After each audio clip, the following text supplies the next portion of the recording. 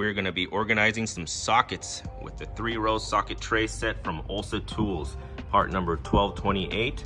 Just look up 3-row socket tray on their website and this should pop up. Comes in 3 red and 3 black.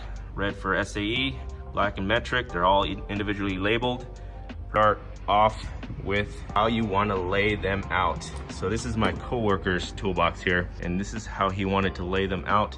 He wanted a straight divide down the middle, and wanted the SAE on this side, metric on this side. You can also run them this way, however way you want them. And it also looks like you can hang them up. Nice solid tray. They're very sturdy and very clear labels here. And yeah, let's get on to it and start putting some sockets in. All right, so this is how we had it before. It was pretty much limited on the deep sockets. It does raise you up quite a bit there. These trays will lower them and have more ability to add more sockets to your drawer in the top, and especially if you have a full set. All right, so let's get to it and put them in here and see what we find here. You are going to notice that you're going to need to put them face down if you want them all the way flush down. Here you will see the number a lot better. So this would be a 9/16. It's nice and snug in there, not too tight at all. You have a little bit of a wiggle room there so they don't get stuck on you. And if you flip it over, you'll still see it. It all depends on your preference on how you want it. As you fill them up, it will get heavier, so you're not gonna be lifting this up. Nice little pull handle here on both sides.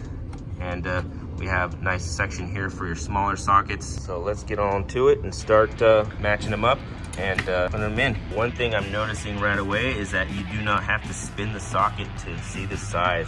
Very nice, very convenient. I find myself spinning a socket many times or facing them all, or when I put them back, gotta make sure that they're facing so I know which number it is, and it's always very difficult, especially if you're in a dark place. You're gonna have a hard time seeing it. This eliminates all that. You just find the empty hole and boom, you're done. You don't have to worry about where the socket is to see the size. We have the metric here. We do have 2 4mm here to show. As you start getting down to the smaller peg sizes, they get a little bit more brittle, so that's why they're cupped down here. And do come with a limited lifetime warranty, a 30-day risk-free trial, 100% satisfaction guarantee on these. So keep that in mind.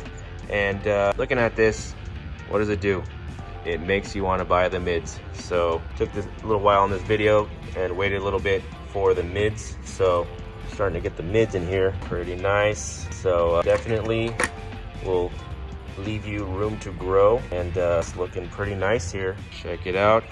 A lot of room to grow up here. We got the up to 1 1/4 for the big sizes here. So it's 1 1/4 all the way to 1/8 on the standard. And yeah, 4 to, what do we got, 15? Pretty much metric, 4 to 15. 6 on a 3/8. And 10, I don't know why we ever needed 10 on a 1/2 inch, but there you go. 10 all the way to 27 on the metric. And yeah, definitely a nice set to have here. Nice clear identification of all your sockets. Another option to have. And you know me, I am the organizer king, and I have all but maybe a few left to do. I gotta do more searching on organization, but Olsa Tools, another option for you. Check them out. Thanks for watching. I'll put the links down below. On to the next.